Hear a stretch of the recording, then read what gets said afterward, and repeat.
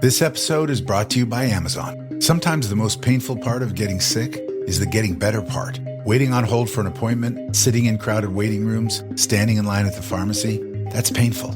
Amazon One Medical and Amazon Pharmacy remove those painful parts of getting better with things like 24/7 virtual visits and prescriptions delivered to your door. Thanks to Amazon Pharmacy and Amazon One Medical, healthcare just got less painful.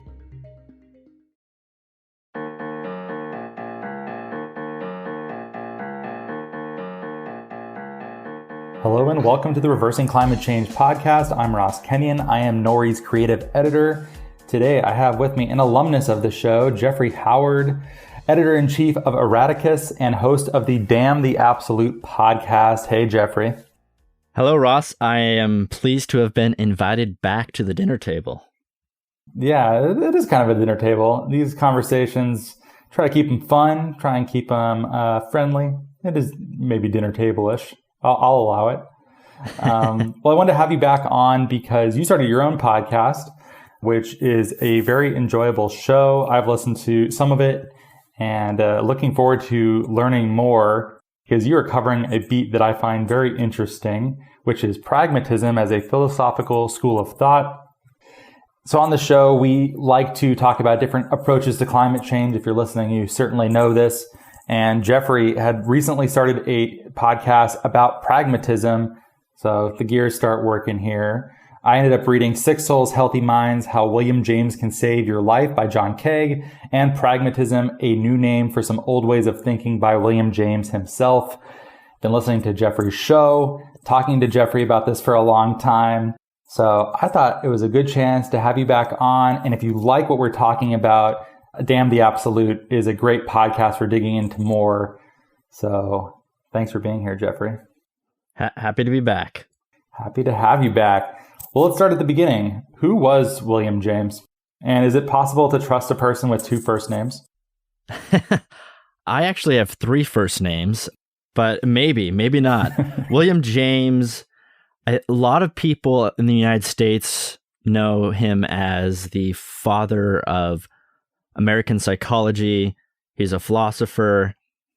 He was born in 1842, was most prominent near the end of the 1800s, died in 1910. Some people know him for his book, The Varieties of Religious Experience, and he is the popularizer of pragmatism.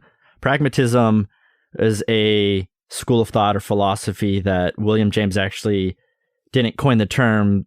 That he gives credit to Charles Sanders Peirce, who is not only a childhood friend, they both grew up in New York, but also swam in a lot of the same social circles of other prominent figures, such as American transcendentalists like Ralph Waldo Emerson, Oliver Wendell Holmes Jr.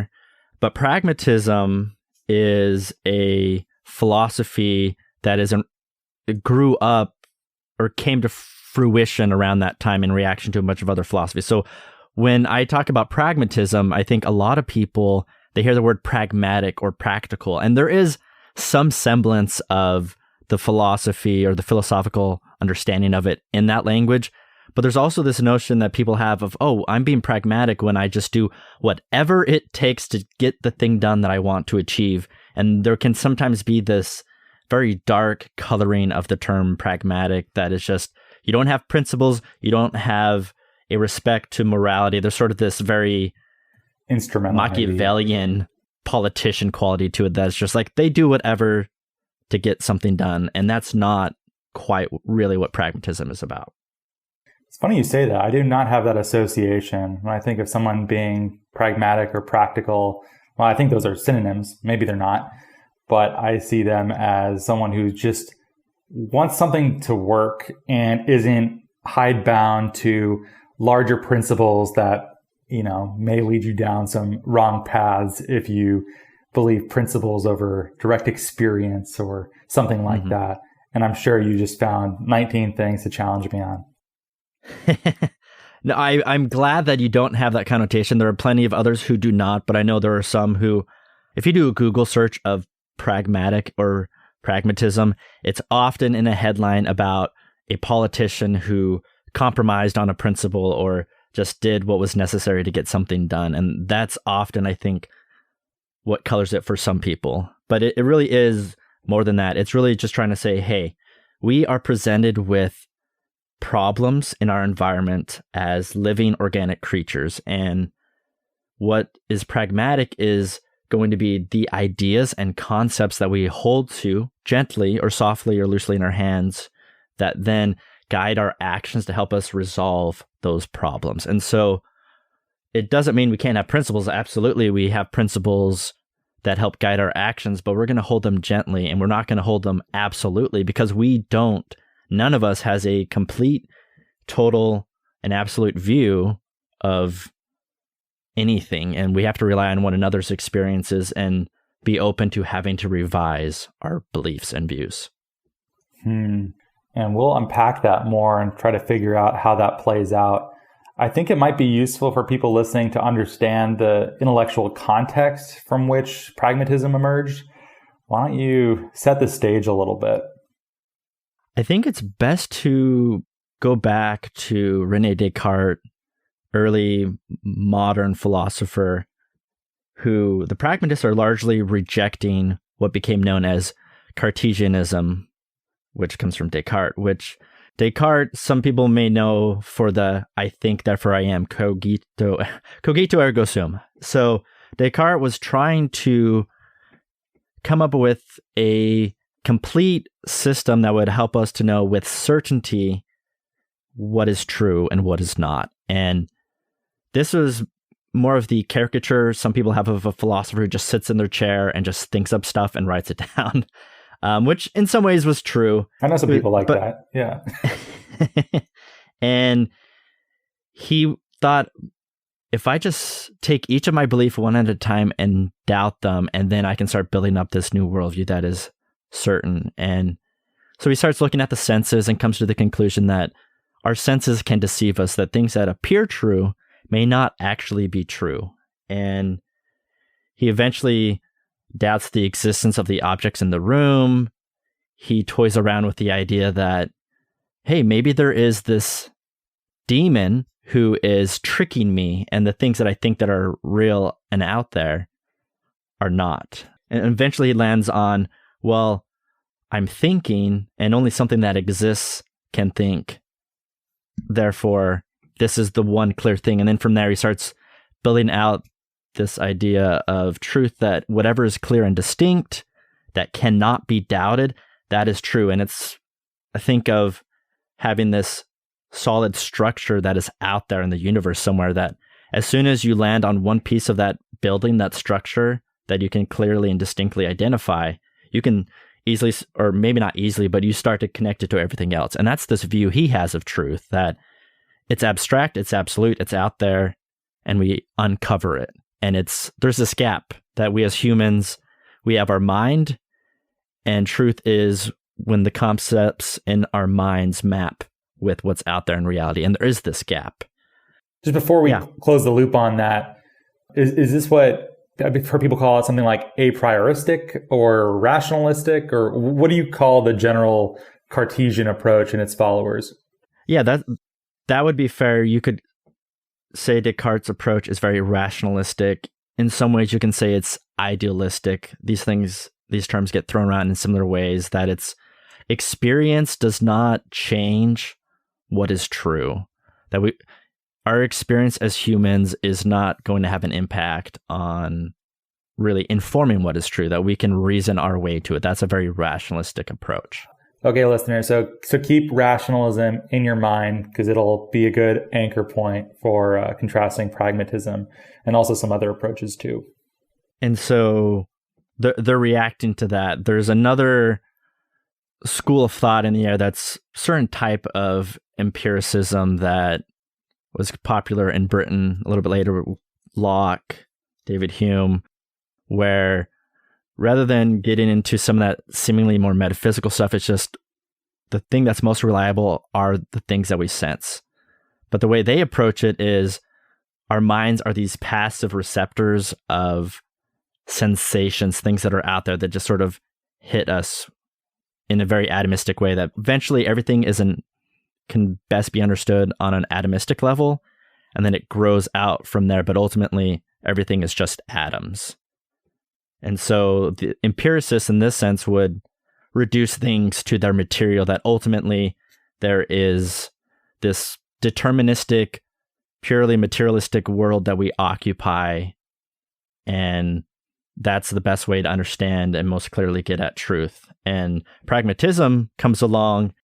Before we do that, yeah, Ross. Sorry, I keep doing that to you, but that's okay. I just want to give the listener like a nice nugget for it. So Locke, Hume, this sort of British approach to, I don't even know what you call this, metaphysics perhaps, of understanding the fundamental structure of reality, or epistemology. How do we know what we know? You're saying that sensory input is important, experience is important, and maybe there's good reasons not to trust the purely rationalistic logic, or just a guy in a chair theorizing. That isn't the right way to achieve knowledge within empiricism. Is that kind of correct? Yeah, I think that's a fair way to put it. Okay. So now listeners have, I'm being very deliberate here, you have rationalism and empiricism in your quiver. So it'll make more sense when Jeffrey launches into pragmatism. And I think we're on the road there now. Yeah, we can jump in. So in the book Pragmatism, William James he acknowledges that what he's about to do and what I'm about to explain is very simplistic, but it's setting it up to help make a broader point, that the world can be broken up into two camps, or, as he says, the history of philosophy can be understood as a clash between temperaments. And what he means by that is there are these two different types of temperaments what roughly map up between these rationalists and these empiricists. And he is calling them the tender-minded and the tough-minded.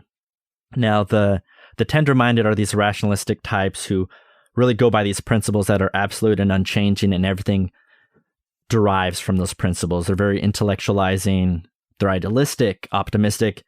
The tender-minded tend to be of a more religious bent.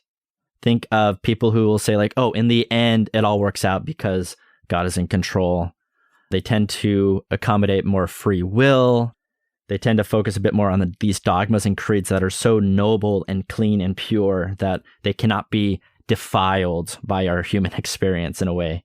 And then the other are those tough-minded, who are these empiricists who are really focused on the facts.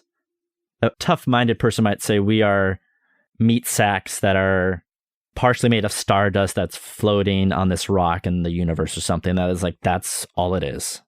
They're going to tend to be maybe a little bit more pessimistic about things. It's just sort of like, well, that's the world, tough luck.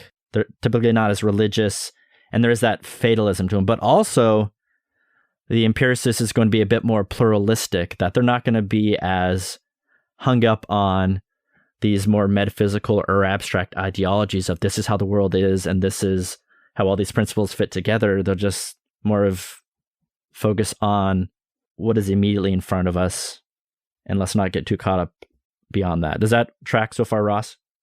Yeah, I think that makes sense. That's a nice place to build from. So then, is pragmatism just a wrecking ball that's coming in at this point? William James presents pragmatism as a reconciler or a mediator, which my own temperament, I will say I've probably a little bit more inclined toward the tender-minded, but I see pragmatism as this moderator, this diplomat between a bunch of extreme philosophies, that there are these people who just so fiercely hold something that is their ideology and beat everyone else over the head with and say, this is it, I have the truth. And the pragmatist is going to say, well, like, let's unstiffen this a bit. Let's see how your ideas manifest in the practical consequences of our daily lives. And so the way William James puts it is saying, you want a system that will combine both things, the scientific loyalty to facts and willingness to take account of them, the spirit of adaptation and accommodation, in short, but also the old confidence in human values and the resultant spontaneity, whether of the religious or of the romantic type. So he's trying to say, look, empiricists, they are focused on facts, and that's where we need to be. However, there's a type of empiricism that basically annihilates or ignores the things that really make us human, the values, the things that are at the heart of our experience. But on the other side, the tender-minded or the rationalists tend to sort of abhor the messiness and the muddiness of experience and say, well, that can't be true because that makes this principle that I have in my head so clear and pure sort of defiled. That just can't be the way it is. And so he's offering pragmatism as a way to have it on both sides in the best way possible. He gives a bunch of examples of how pragmatism might be able to thread this needle in pragmatism, a new name for some old ways of thinking. Many of these lectures, there are examples where he's saying, here are the two camps. Here's what pragmatism might say about them. And there's one in particular, I wish I had it totally marked, but there's some sort of religious battle he's having or some metaphysical battle that these camps have been established for a very long time. And it seems like his solution was, what's the practical difference if we accept one of these over the other? And if the answer is not much, then maybe it doesn't matter or it collapses in on itself or something like that. Is that an accurate reading? Yeah, I think so. What pragmatism, I tend to view it in one of three ways. One, you could just sort of view it as an orientation in the world that is about unstiffening theories, that is open-minded, that is not going to out of hand dismiss an idea. There's a philosopher I was speaking with recently, David O'Hara, who's a Persian scholar, who talks about how someone could just say, oh, well, trees communicate with one another. And someone who may be a tough-minded person might say, well, that's ridiculous. They don't think and communicate with one another. Whereas a pragmatist might say, well, hold on, let's think about that. And we're going to be a little bit more humble about as to what that means and how they communicate. And you can empirically look at the ways in which trees' roots as well as their branches can communicate each other in very chemical ways, as we understand. And it may not be exactly how we think of communicating or thinking as humans, but it may not be that far off from it. And so a pragmatist is going to soften that. That's one way to look at it. The other way is pragmatism is trying to clarify these ideas that you were talking about, where there are metaphysical discussions and debates that are so heated that the mediating quality is trying to say, if we look for how this idea plays out in our lived experience, acting as if it were true, what clarification does it have? And alternatively, if Camp A has a presentation of the world and Camp B has one, and in our experience, they have the same consequences, then those ideas are either meaningless or they collapse into having the same meaning. That's a great example. I've definitely been in seminar rooms before where the debate has ended up in a space of what does it mean to communicate or its equivalent, or what does it mean to think? And that's the way of solving the problem, is precisely defining this concept so as to solve this disagreement or make it possible to have a precise conversation about this disagreement. I have to say I found that tremendously boring. So there's something about pragmatism that I like, because I felt kind of stupid in some of those spaces because I would want to sort of get a move on. But philosophy is oftentimes, at least at the academic graduate level, very focused on precision and small procedural points and totally understanding what was intended by this meaning and trying to unpack that. So there are good and bad ways of doing that too. Pragmatism in trying to be like, it doesn't really matter. What's the difference? You might lose some of those conversations, some of which may actually be quite valuable. On the other hand, I don't know that temperamentally I'm the right person to do that in those rooms. So I don't know. Does that make sense, or am I just a fool? I think it makes sense. For me, you bring to mind my own experience with philosophy in general. I actually was, as an undergrad, a minor in philosophy. And coincidentally, in William James's book, Pragmatism, there's a story he highlights that resonates with my own. He talks about there being as he describes, a young man at a Western college who felt that when he entered the classroom, he had to leave behind a world and embrace another world that philosophers talked about that did not really resemble reality, the one that you live. And that's what it was like for me. I remember in my philosophy classes that there was a lot of these sterile abstractions and these metaphysical wrestles that ultimately did not feel like they were addressing the problems that I was facing as a human being. And I think that's a fair criticism of a lot of philosophy, and especially the pragmatists are very critical of technical academic philosophy, that over the last century, philosophy has only become more technical and more specialized, and could arguably, one could say, even more detached from our lived challenges. And so they're trying to say, let's bring it back to the common ground of shared experience, and that's where we're going to wrestle. This is true. There is quite a lot of technical philosophy still being practiced. I have to admit that was not something that learning that was confirmation that maybe that wasn't the best life path for me. But there are certainly a number of philosophers who make it a mission to be a public intellectual and to be doing things that are publicly accessible. The first person I thought of when I thought of that was Michael Sandel and his sort of lecture series that have been online and been very famous, and his book, What Money Can't Buy. So this genuine engagement with the public. And I also think of other, well, I don't know that he would qualify as a pragmatist, but I do think there are some pragmatist intellectuals that are public facing, like Richard Rorty. I think even before I was serious about philosophy, I knew he was a big deal and was engaged in some of these discussions. Or Cornel West is also a very famous pragmatist. And I don't know how much his work is referenced from within the academy.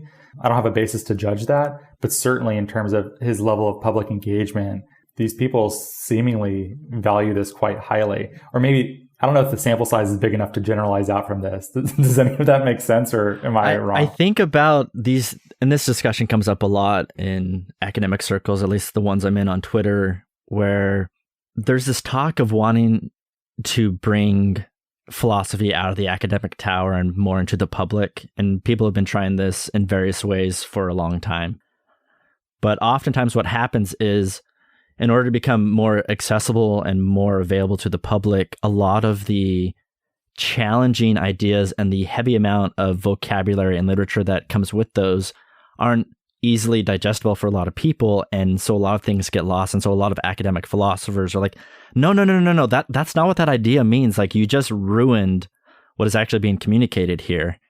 And so I will challenge my own comment of what I made a moment ago of, there can be a lot that is lost in trying to almost water down these really important discussions that happen in philosophical circles.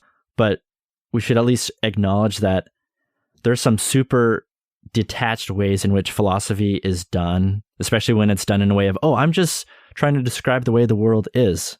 Whereas a pragmatist would say, and especially Rorty would put it, he wants philosophy to be edifying, that we do philosophy as a way of changing the world and improving our place in existence.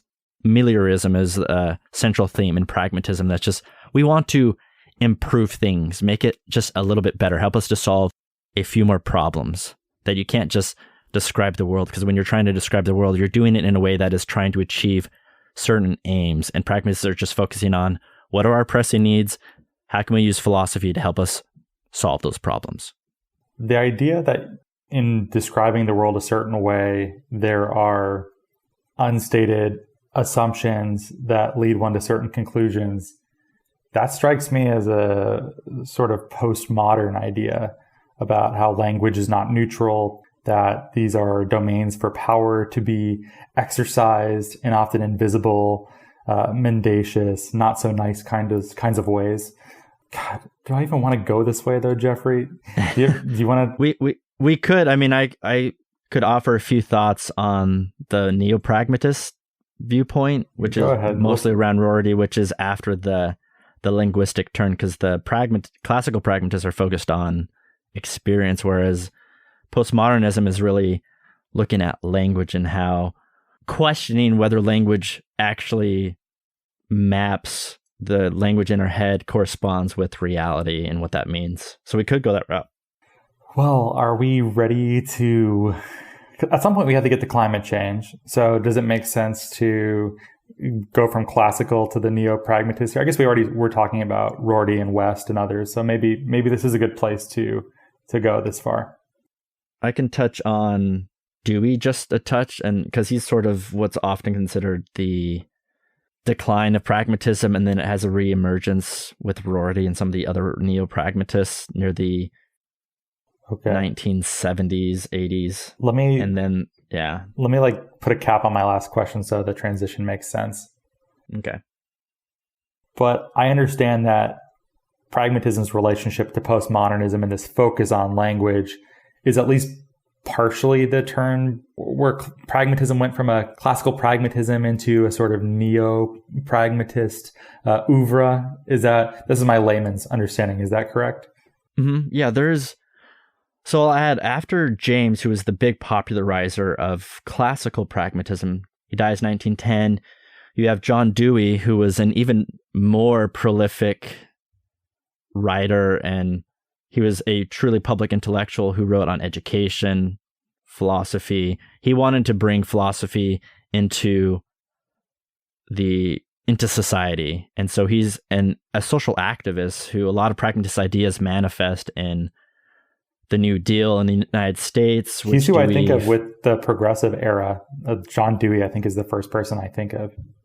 Yeah, a lot of his ideas, and pragmatist Jane Addams as well, with the settlement house movement, who are philosophy needs to help improve people's lives. And so that's more of that tail end of the classical pragmatist era, where eventually around World War II, pragmatism starts to fade in popularity.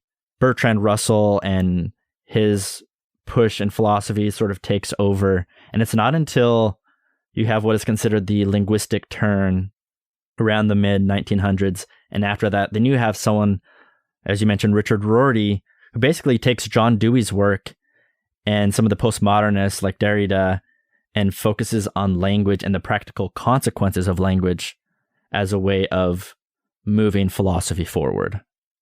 Okay, so we're getting close to contemporary pragmatist thought. Yeah, we're like pretty close to caught up-ish. Yeah, we're pretty close to it. So like the very basic postmodern definition, if you're listening and you've heard people use this term and maybe aren't super familiar with it, similar to what I said about power operating through language, neutrality is a myth. Meta-narratives in general are myths. Some are useful. So I see that's a pragmatic connection right there. Mm-hmm. So, okay, I'm going to try to put the cap on some of these concepts so we can play with them and understand how they interact. Postmodernism, as we were just talking about, is about how power operates through language, about how neutrality is a myth, that meta-narratives are a myth too. And when I think about pragmatism, I think of it as a set of ideas about what actually works.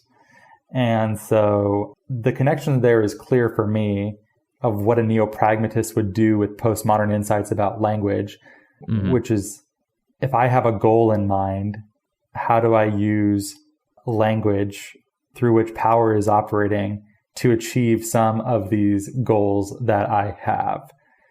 So it isn't taking language for granted anymore. Man, I don't know. I feel like I'm struggling on this. Is that connection there? Yeah, it is. I would offer, maybe this will help, thinking of, as you're putting it, language is not something that we have concepts in our head that map with this reality out there, and we just have to find the exact precise language. That a neo-pragmatist would say that's a road we don't need to go down, and it's probably a detour. Instead, languages are used for a community of people to obtain certain ends we're trying to get after. That each language, and the language not just like, oh, I speak French or German, but language in a broader sense, just a symbol that is spoken or written that helps us communicate something. You're just going to view it as language causes us to respond to our environment in certain ways. And each language has its own set of rules and objects that we work with that are specific to a context. And a neo-pragmatist like Richard Rorty, although some others disagree with him, would say that the mental languages that we don't have a way of knowing whether or not they correspond to reality that is out there. That's this notion of the correspondence theory of truth that the pragmatists all essentially reject. They're saying instead of whether that's how truth works, doesn't matter, because it's also not the most useful way of approaching things. And instead, what we can do is use language to help convince other people and communicate with one another to help solve the problems we face in our environments. And that is the best we can do, is having a justified belief that informs what we're going to do. Wow, that was a very good explanation of that. Okay, I think we have enough concepts in play to hopefully that's more helpful than confusing.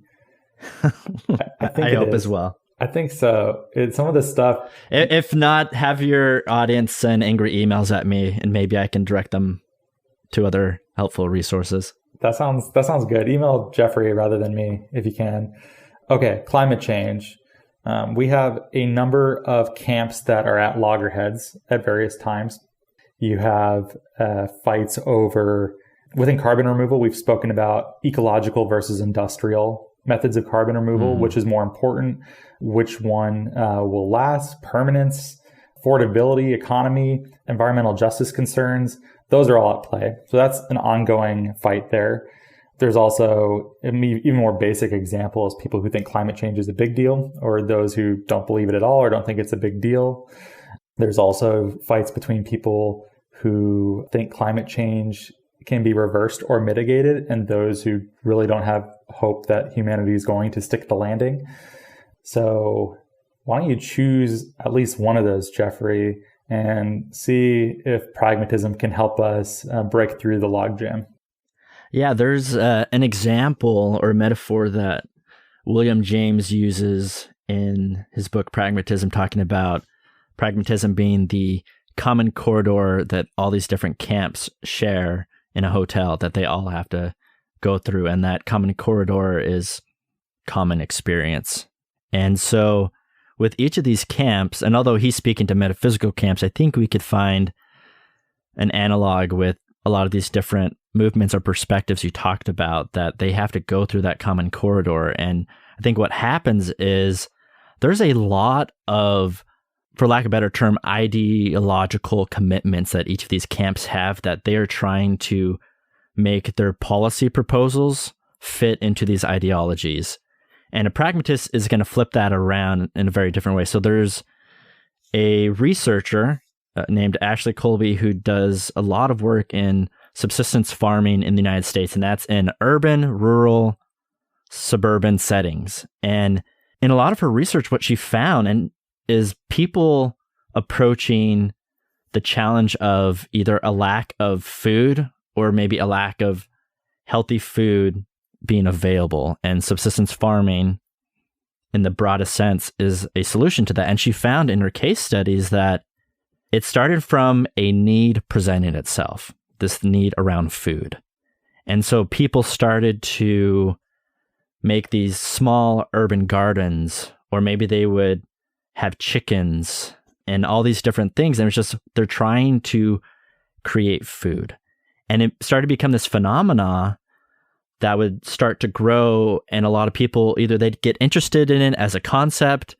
Maybe there were some people who were interested in, oh, well, I'm waiting for capitalism to collapse and I want to get out of this capitalist system. And therefore we need to do these local non-capitalistic gardens and all this stuff. And they're approaching it from this very ideological place that for them, this all connects to this idealistic absolute system and view about the world. And she found that in talking with people, very rarely is it that people would come together around a shared absolute view about the world and how it works. It was more of, here's this need and we're going to address it. And more people would come in. And I think this is a wonderful project or commentary, because it shows that rather than trying to have this purity test of, hey, we're all these people who have the shared political ideological view and we're going to go do this thing, it is very much informed by addressing the need of more sustainable food. And eventually she found that, you start to get more and more people who connect that to their political ideological viewpoint. But it's interesting because I could look at some of these instances of maybe community gardens. Imagine someone creates an elevated garden on the piece of grass in between their sidewalk and the street. One, to help provide for themselves and their family, but then they decide, you know what? I'm just going to open this up to whoever who wants it, and they make a small sign, and then other people see it, and more people start doing it. And someone could come along as an ideologue or more absolute in their view and say, oh, well, see, this is communism in practice, and they elaborate why. But someone else could come in and say, well, actually, this is voluntary action, and as a free market perspective, I'm seeing voluntary sort of an anarcho-capitalist activity happening. Like all these different camps are trying to see something that works, and they want to appropriate that into their ideology in a way that reinforces this untouched, in a way, absolute view of the world. Oh, that's such a funny twist there at the end. So rather than just seeing it as some basic neighborliness, it's either approached as a radical libertarian sort of project or a communist one. But then again, I guess my framing of this too as being neighborliness, that's not neutral either. That's part of the point too, right? Like, isn't that its own kind of ideology of smallness? Yeah, there's not a pragmatist is not going to see anything as value neutral, but what they're trying to do is make things better. And I think most of us have these experiences, and I'm sure Nori has had these in the environmentalism space, where people who may be a little less pragmatic, and I could be wrong here, but who are more committed to these absolutist views of philosophy, that when they meet you, they're trying to figure out, okay, where does Nori fall on the political spectrum, left and right? And they're trying to place you in this camp where they have you go through this purity test, and then they're going to evaluate whether what you're doing is good and true or worthwhile. Whereas a pragmatist is just going to say, oh, carbon capture, carbon removal, this sounds fascinating. Okay, let's see how this works. And then from there, you can start trying to fit it into, move one step further into the abstract realm and see how it fits into all the other considerations that we have to think about, that it's not just carbon capture or carbon removal isn't occurring in a vacuum. It's something that affects the way communities form. It's something that affects how people build social capital with one another. It affects equity issues. It affects social justice issues around inclusion. Pragmatists are very much wanting to be as inclusive as possible because they realize none of us has an absolute and total view of the world. We have a very partial one. And that means we need to include as many viewpoints as possible at the table so we can have a much more complete understanding of experience, and then we can have more ideas and potential solutions to work with. And that is one of the major reasons why a pragmatist is trying to hold ideas loosely, that they don't want creeds and dogmas to get in the way of improving life for all of us. Okay, that makes sense. Though I do want to offer what I imagine is one of the most common objections to pragmatic ways of thinking, which is when you say something like, I want this to work, a very obvious rejoinder is, works for whom? So I could imagine two pragmatists disagreeing perhaps on what it means to work. I could imagine a pragmatist who thinks equality is the highest good, and I could see a pragmatist who thinks freedom is the highest good. One, are they even allowed to hold principles tightly like that? Or how do they negotiate between these competing conceptions of the good? In which case, that's the most basic understanding of ethics and like applied philosophy that there probably is. So did pragmatism even get us anywhere? Yeah, that's a great question. I like to think of an analogy to maybe address this, because there are some pragmatists like Charles Peirce who has this view that truth is what we arrive at the end of inquiry, meaning we have all these people inquiring together from different viewpoints and perspectives, and eventually we, all competent inquirers, are going to converge upon the same viewpoint. But the thing is, we don't get there until the end of time. So it's sort of this infinite horizon we're moving toward. But we do see generalities and patterns that, even though the universe or the world is constantly changing and it's not static, there are things we can rely on. And that's a Peircean view of it. James, on the other hand, might take a slightly more pluralistic view that there's a plurality of truths. So this metaphor I think about is, envision there's this massive table with all these different dishes and plates of food on there, and you are standing near it, and there's this gap between you and this dinner table, and you're looking at it and you go, oh, well, that looks like this salad I made the other day. That looks like a dish I grew up eating. That looks unfamiliar, but I think that's a tomato on there. And you're looking at it, trying to piece together what matches with your own experience. A pragmatist is then going to approach the table, and each person, you want them to come to the table and they're going to try out some of the food. You'll find out which foods are nutritious for you, which ones taste better than others. But the thing is, what might be nutritious for me might not be nutritious for another person, or what might taste good to me might not taste good to another person. Maybe I have an allergy. Maybe I'm not able to produce a certain nutrient, etc. And so at this table, we have these community of inquirers who their experience is eating the food or seeing someone else eat it and realize, oh, that seems poison because it killed John, Kathy, and Susan. I'm not going to touch that. And so that's where that's in that experimental space that pragmatists are trying to meet, that there is this realm in which there's some individual considerations to account for, but there's also seems to be a lot of generalizable patterns and things that we can find. And so the pragmatists are trying to remain open to the views of other people. Does that clarify maybe a little bit?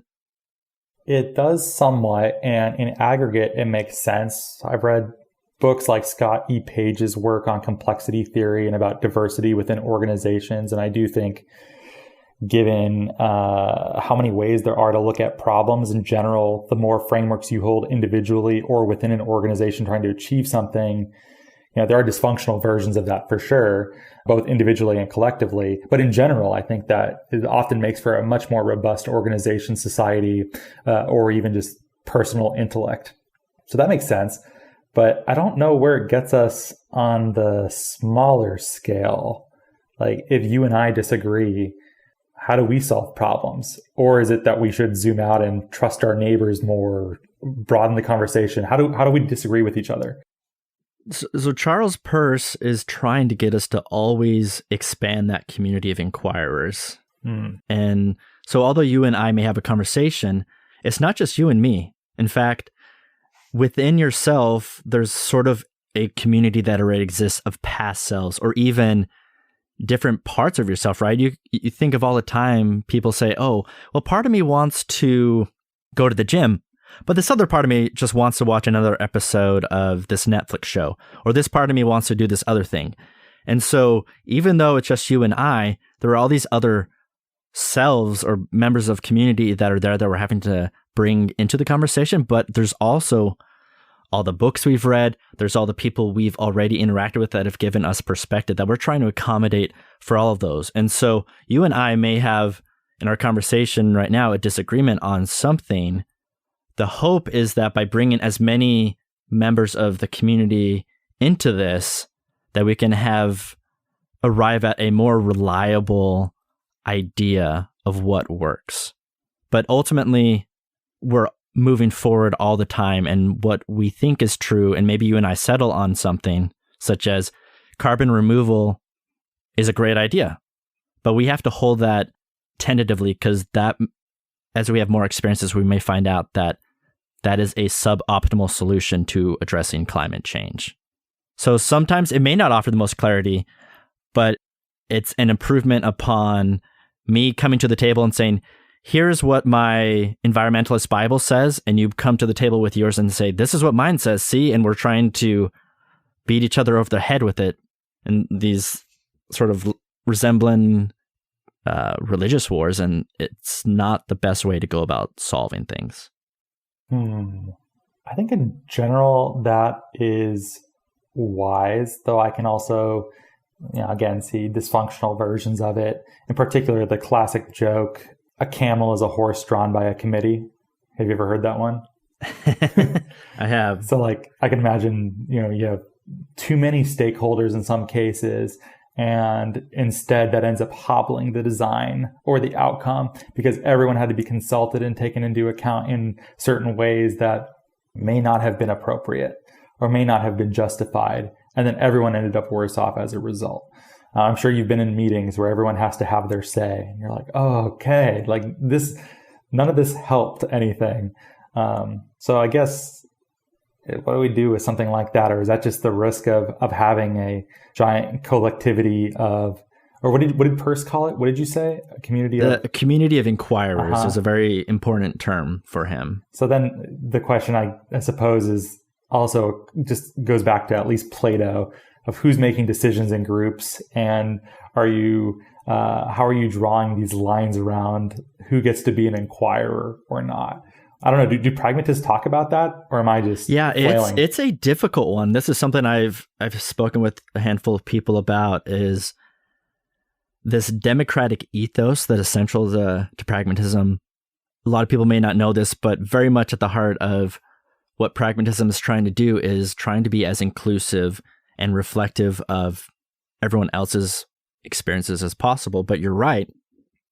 There can be this notion of too many cooks in the kitchen, or it takes so long to deliberate that the time to act is past. And I think a pragmatist could look at that and say, well, there are certain times in which we can't just sit down and have 1 million people have a Zoom call. Like, sometimes the best outcome is going to be having certain people offer insight on one thing. Another tension I think that is aware to a lot of people listening would be that of, and it's a tension in democracy in general, is that between the populace and alleged experts, and that do experts have a privileged perspective on the respective fields? And in some ways that might be true, but in other ways, there are ways in which an expert is going to be blind. And that is why we want to bring other people to the table. And I think some of these conversations happen a lot in circles around equity and representation, where if everyone at the boardroom table is of the same racial background, same elite college education, list off a whole bunch of traits and they're the same, you are going to miss out on a lot of knowledge and perspectives that will actually help solve problems that you could not have solved otherwise. And so I don't have a simple answer.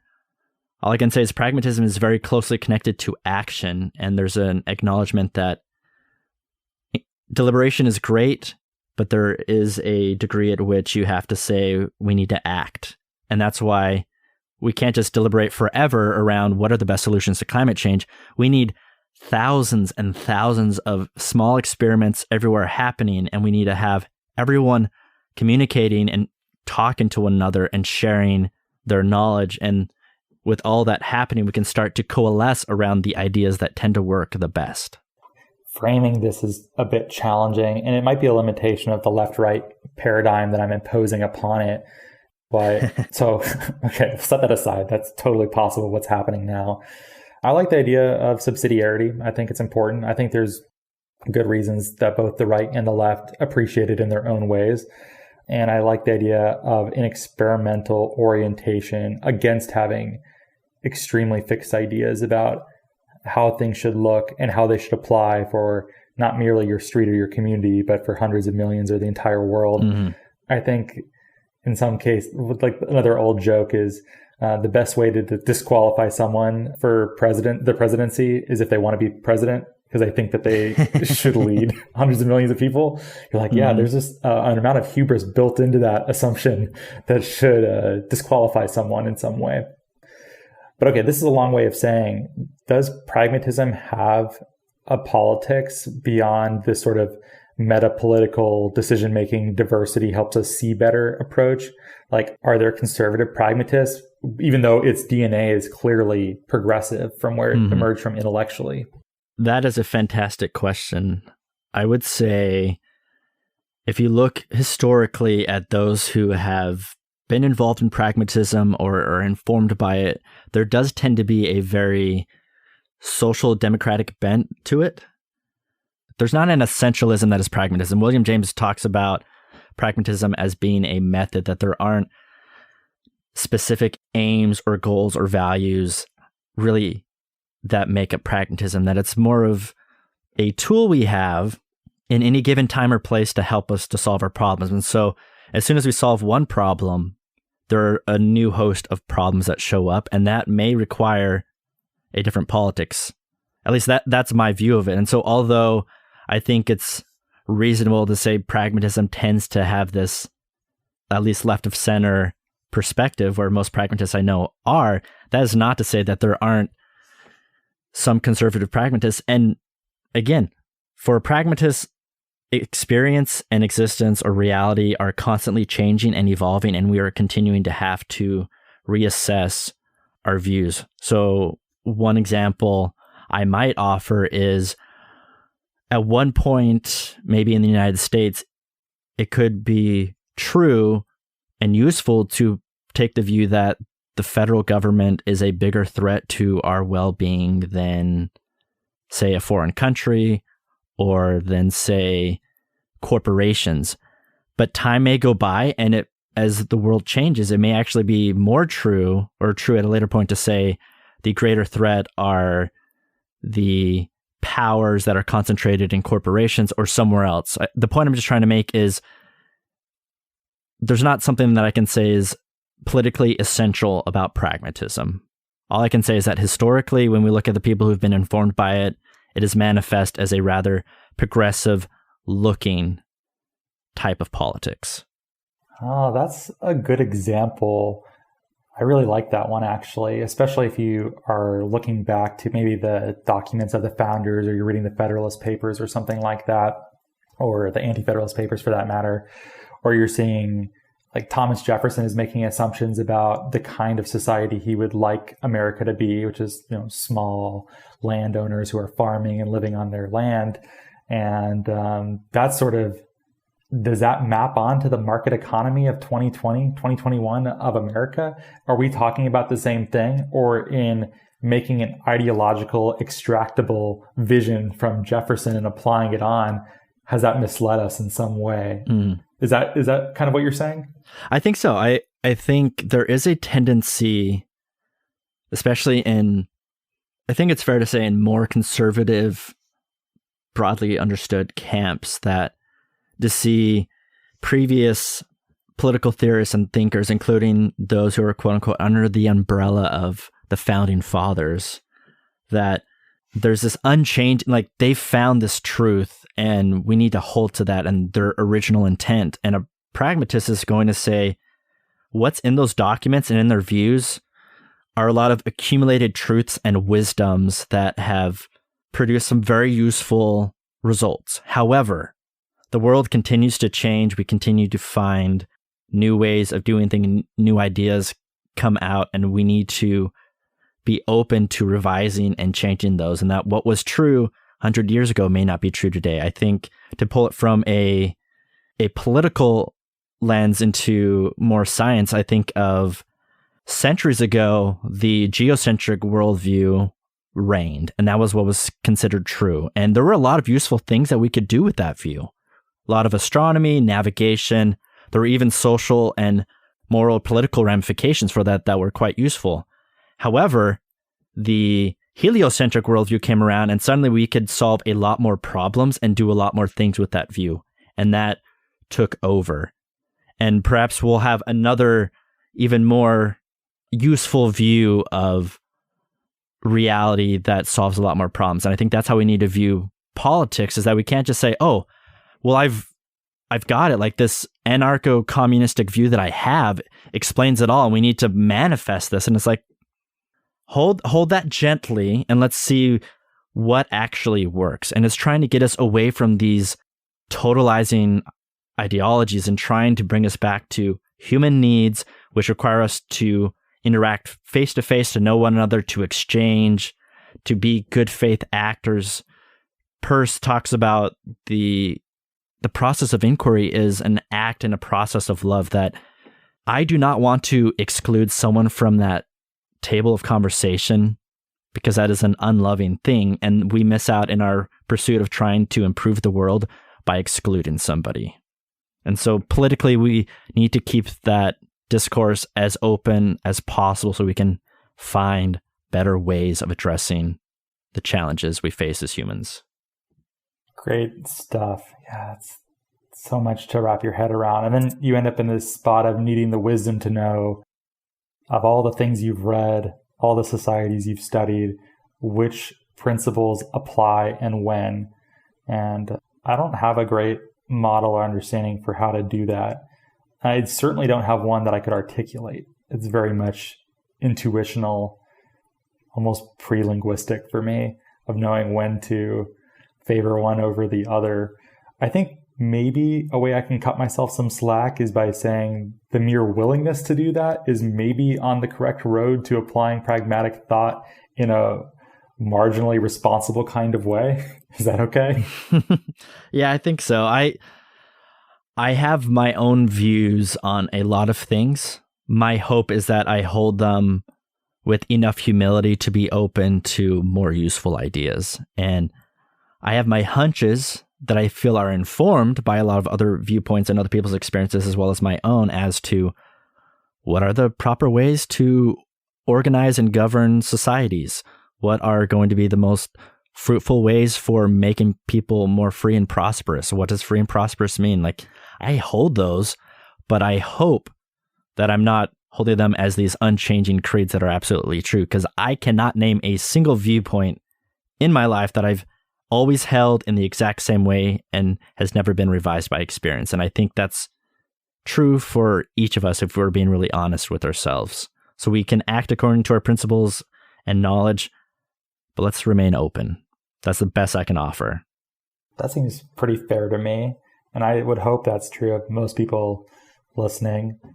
I mean, if you've been listening to the podcast for a long time, I think the kinds of approaches that brought me into Nori are things that I often wrestle with quite seriously now. So you could probably tell that just from the choice of guests or what we're talking about. And I think life would be pretty dull if you weren't willing to reevaluate as new information comes in.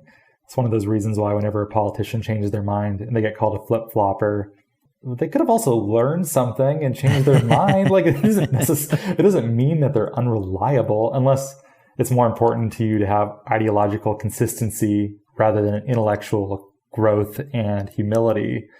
I think the latter is more important, though maybe the partisan system encourages the former more. This might be too far afield, Jeffrey, but I suspect you agree.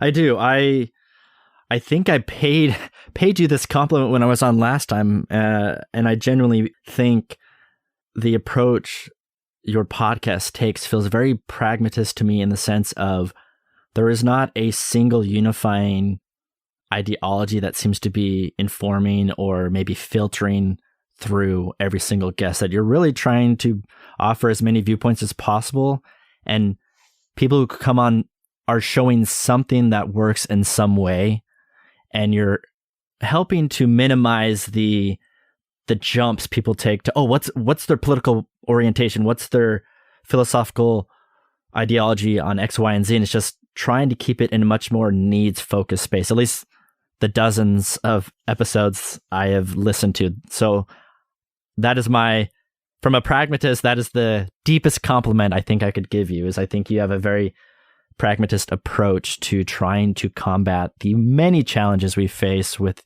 climate change and all the other attendant environmentalist issues. Thank you, Jeffrey. I appreciate that. And if I embody any of that, it's because I'm making up for being a little bit of a jerk and a firebrand in my younger days and thinking I knew. You and me both. Yeah. Ooh, I used to have all the answers and I'm so much smarter than everyone. And now I'm like, I don't know, the more I read. Yeah. I'd much rather talk to someone who was thoughtful than saw eye to eye with me in a lot of cases. And also, I think it makes for better radio and it's just more fun. And I'm sure now that you're doing your own show too. And also, now that we're talking about it, if someone enjoyed this conversation, would they enjoy your show, Damn the Absolute? I would hope so.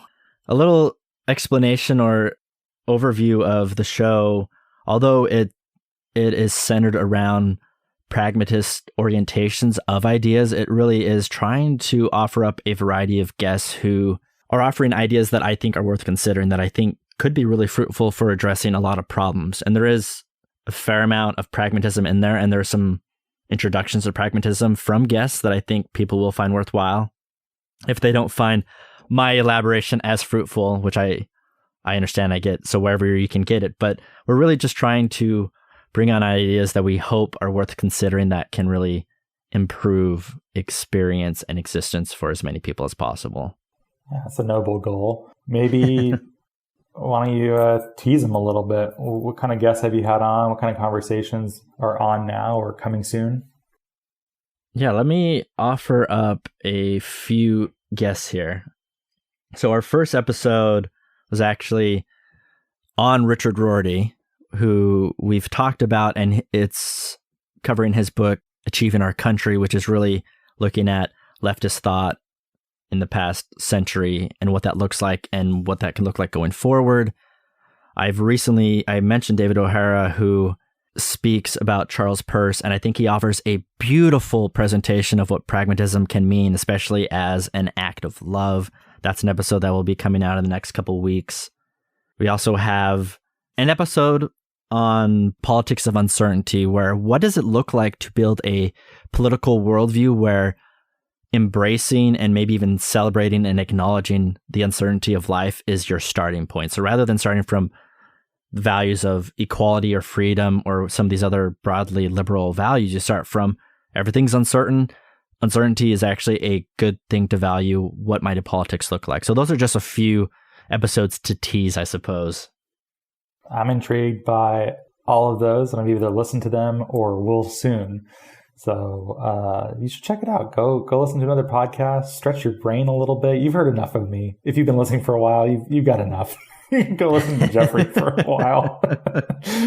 Yeah, well, Jeffrey, thanks so much. And then also, we should steer people to Erraticus, which is the online publication that you curate.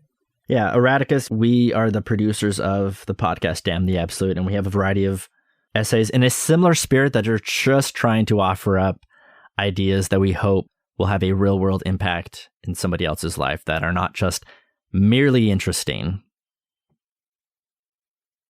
Well, terrific. Links to all of those things are in the show notes. Please go check it out. Support our lovely podcast alumni as they come on and share updates with what they're doing.